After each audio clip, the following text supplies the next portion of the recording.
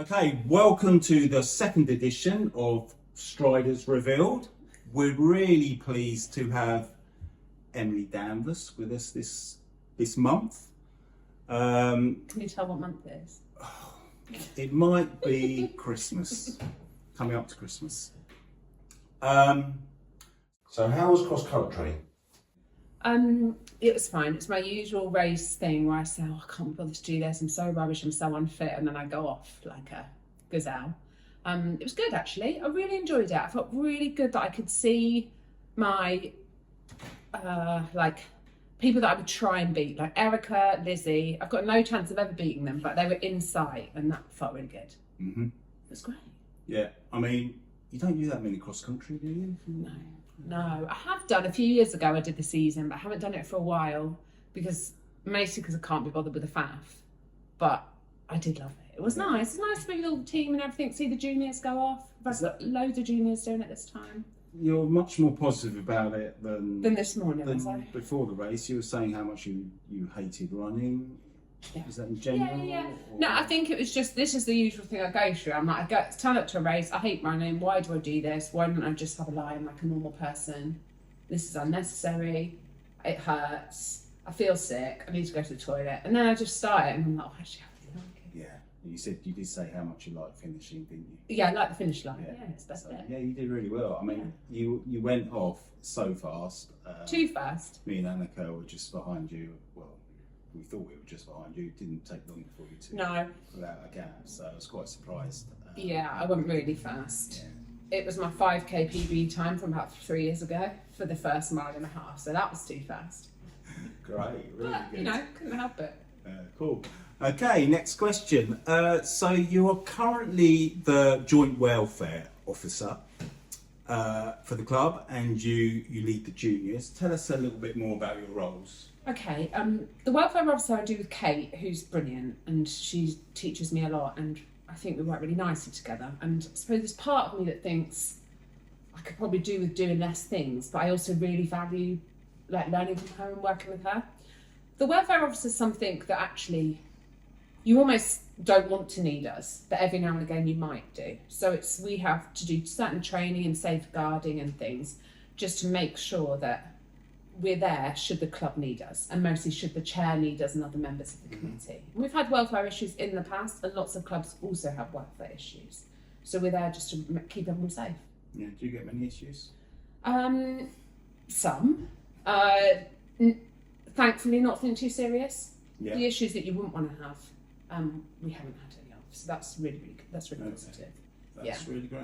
And it's hard to get the line right, because on the one hand, lots of people turn to running and they've got lots of challenges in their life, but we can't be there to support them in that way. But we also want to make sure it's a welcoming place for people to want to talk to each other.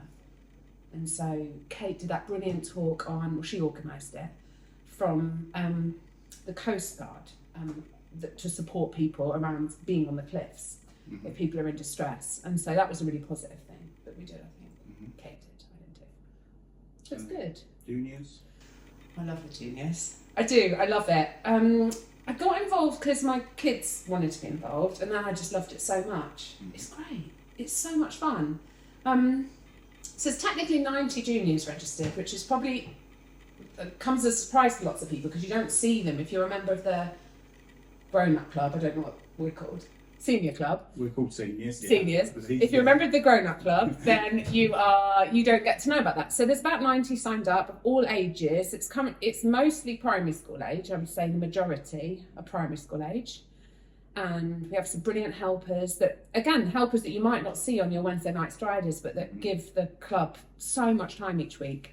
And we just do, the idea is it's fun running games to get them interested in moving their body and enjoying running. Because you can't really, arguably, teach a 6-year-old necessarily to sprint a 1500, and that's not where we're at. We're just kind of getting them to enjoy themselves and have a good understanding of the principles of movement, like how to jump, how to what are the other ones? Some of the others. Jumping, definitely jumping, throwing and running. Jumping, throwing and running are the key principles of movement. And I love it. It's so much fun. We currently only run for some of the year, which is nice for the coaches because it gives us all a break, but then we do really miss it. Yeah. So it's great. It's really good fun.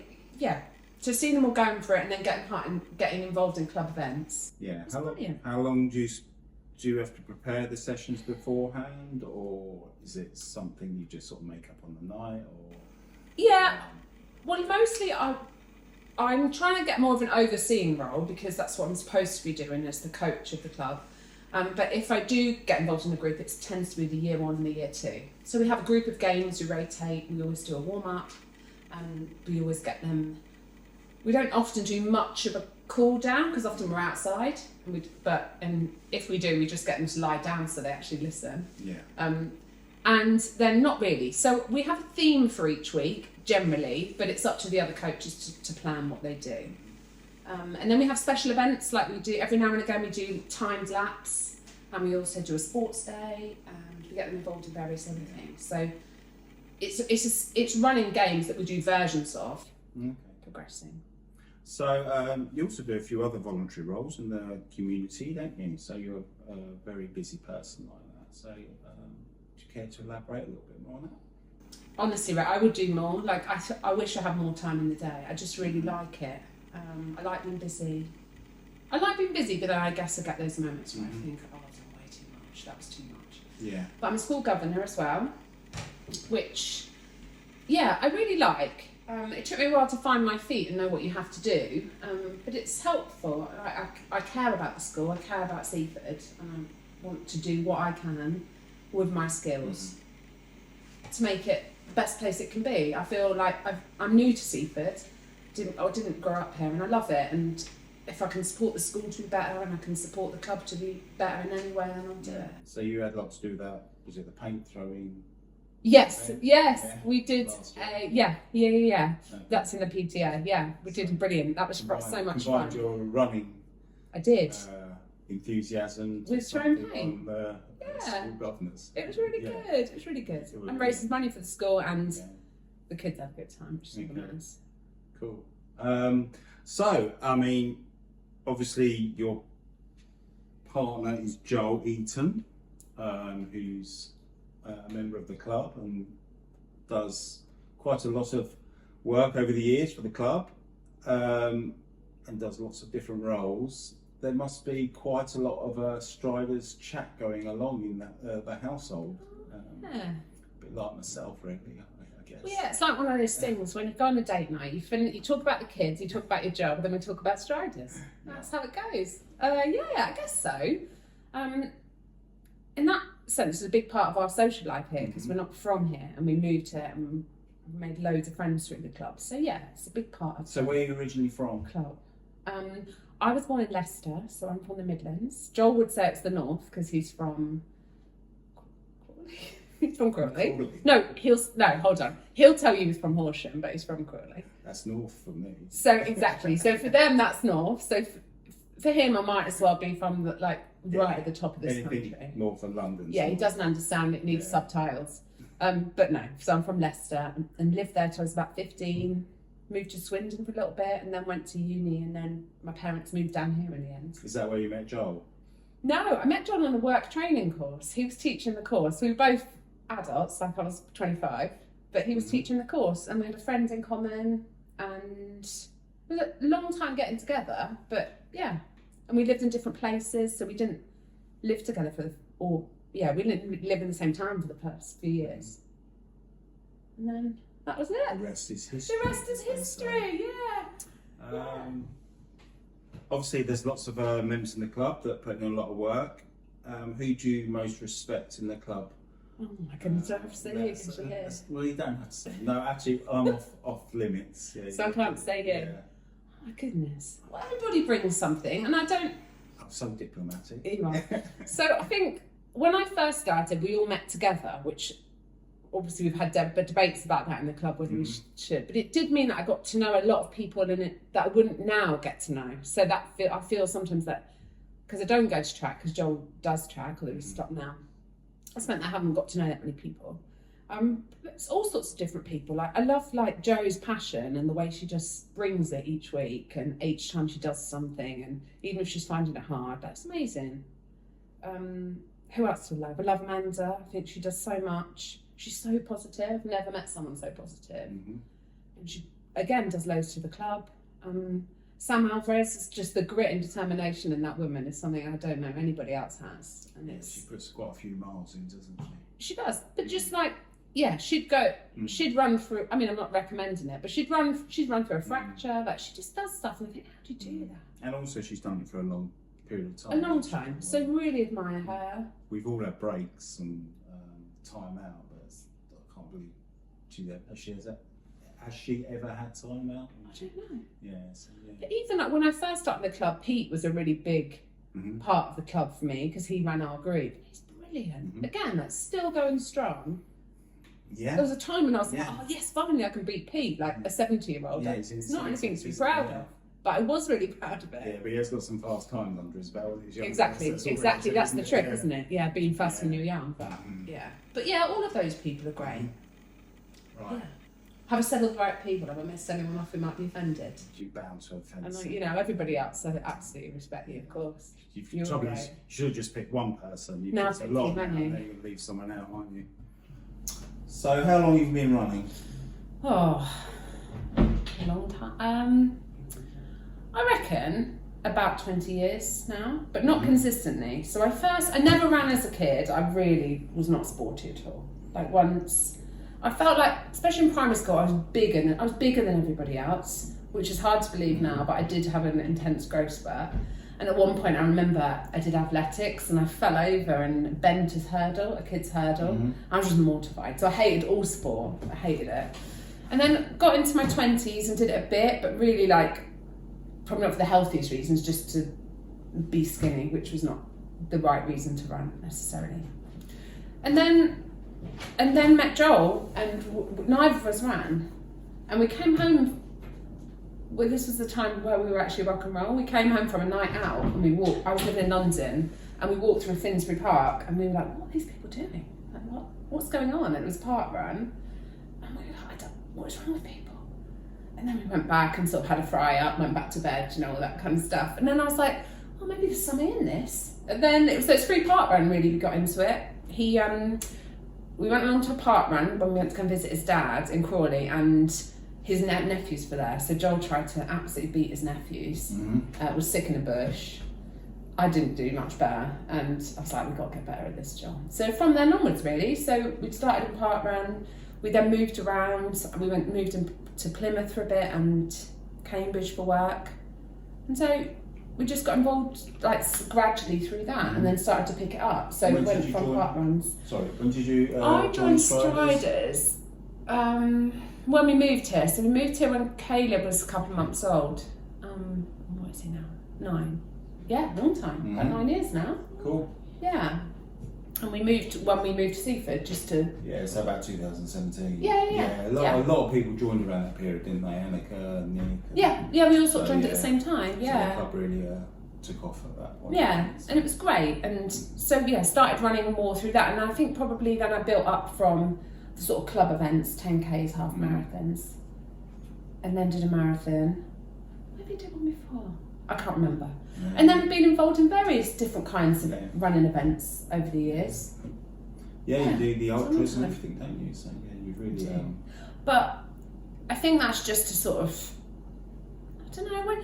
I've done lots of the faster races, and I got faster, and that happens to lots of people that join a club and have never ran before, and then you plateau a bit, don't you? And you're like, well, what else could I do? Well, I'll do an ultra because I'm stuff. Yeah. Exactly. Yeah.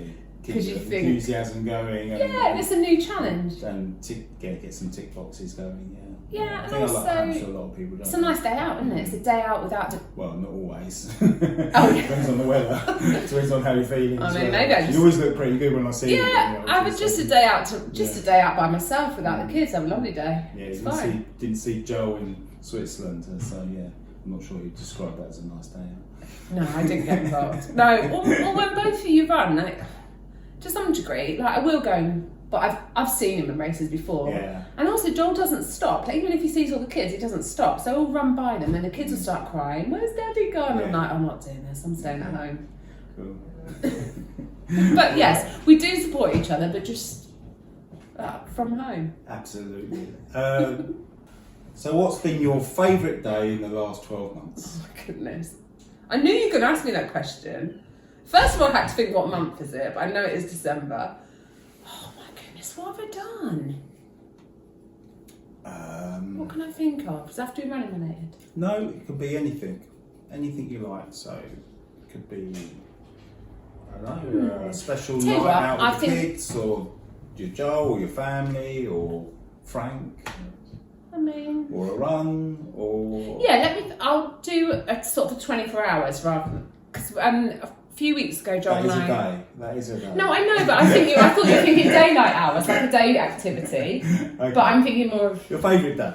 Yeah. Fine. Yes. Well, okay, the one I can think of, because it was only a month ago, John and I went to stay in a really nice pub in Petworth. And we Okay. had a rare night out, had a really nice food, loads of nice cocktails, stayed somewhere really lovely, went for a run the next day. And going for a run with Joel is a rare treat, because I don't do it very often, even though he'll say things like, oh, don't worry, I'll go at your pace. Yeah. I think, oh, Yeah. but I can't put that in. can't you put swearing? No, it's Okay, sorry, all right. Okay. These will be children. Okay, all right, I'll say... When I go for a run with Joel, it's always absolutely delightful. It's I my can bleep favourite that. I'll thing. bleep that bit out. Bleep it out. Yeah. So yeah, I do like running with Joel, and it's always like, oh, I think we go this way, or maybe we go the other way. And in my head, I'm thinking, I can't go anymore. But I'm gonna be like, it's not that hilly, it's not that wet, and it is hilly and wet. But we do have a nice time. And then after that, we met the kids and went to the Bluebell Railway and saw them they're still really excited about Christmas. And then that was perfect. Good. Bit of both, bit of everything. That's excellent. Yeah, it was really nice. Yeah, Petworth's really nice. So nice. We saw the deer. Thankfully, Frank didn't see the deer. He was on the lead, but if he'd have seen a deer, he would have gone for And it. the house is really interesting as well, actually. Yeah, it was such a nice place. And really lovely to run around. At one point, Frank was attached to me, and we were running down the hill, and I was like, stop it! Because he was going to pull me over. I don't think I had trail shoes on. And then all these posh walkers from Petworth were looking around, like, what's wrong? I was like, it's going to pull me over. Okay, and last question, which is a slight twist on the last question that I gave. Okay. Martin. So you're on a Strider's Jolly Day cruise. Oh, ship, nice. Yeah? So all the Okay. Striders are on a cruise ship, yeah? Even the ones I don't respect. Even the ones you don't like. I don't like them. Okay, anyway, the ship sinks. Oh no. Everybody perishes apart from you. Oh, Gets thank washed up goodness on a for that. desert island. It's fine. And one other Strider. Joel's been eaten by a shark, so you can't choose him. Does he have is that covered in his life insurance? You're on the desert island Fine. for about 5 years, okay? So you've got to choose one other Strider Oh my goodness. who you would like to be with for 5 years on this desert island. Well, I'd choose Annika for the chat, but I think she'd be so useless at doing anything on the island. So I don't know whether I'd choose her. Okay. Who would be handy? Oh, I know. I don't know if she's still a Strider anymore. Luke's wife, Anna, she used to be a Strider years ago. Okay. And she's like a DOV instructor. She knows how to do everything. She'd survive an apocalypse. Okay. So she'd be great. So- but she maybe doesn't I count. don't think Anna Borland. She's not actually. Anna Borland, yeah, maybe Yeah, I she's don't not. think she's Okay. a- She has got Strider's trophies in the okay. past. In the olden days, she was there. Okay, so she can't come. And she'd be distraught from losing Luke, I guess. I mean, no, she would, of course she would. So it can't be Annika because I think she'd be useless. Who else could it be? Someone like Annika that's really good fun, but someone who would actually be practical. Is there anyone like that in the club?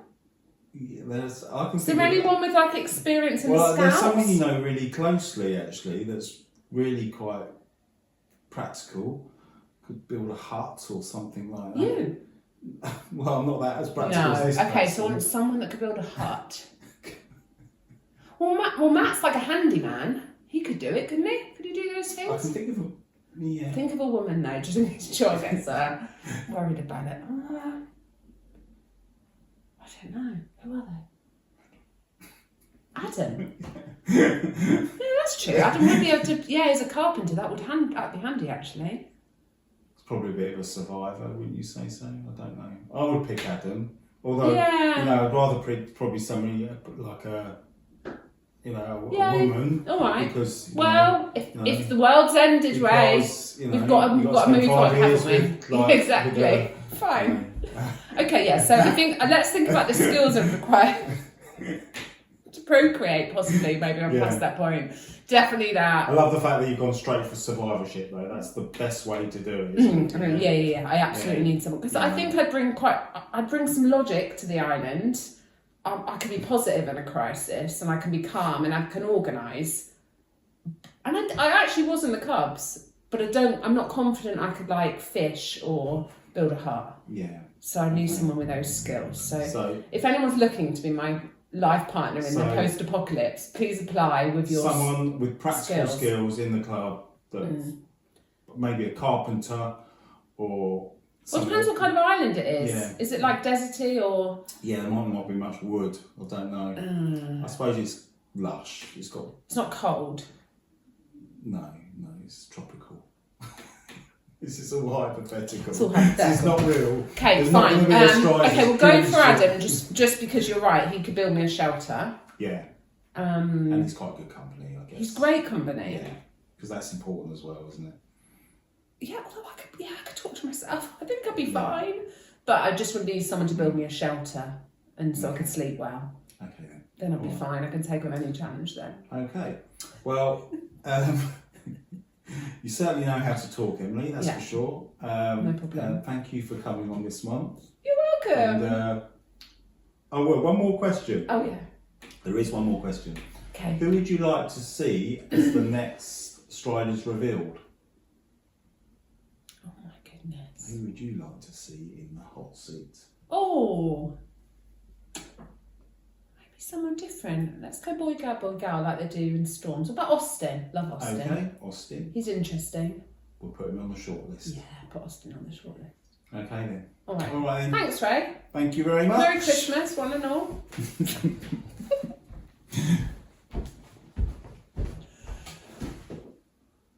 Did I talk too much? Probably. Oh well. Got a lot to say.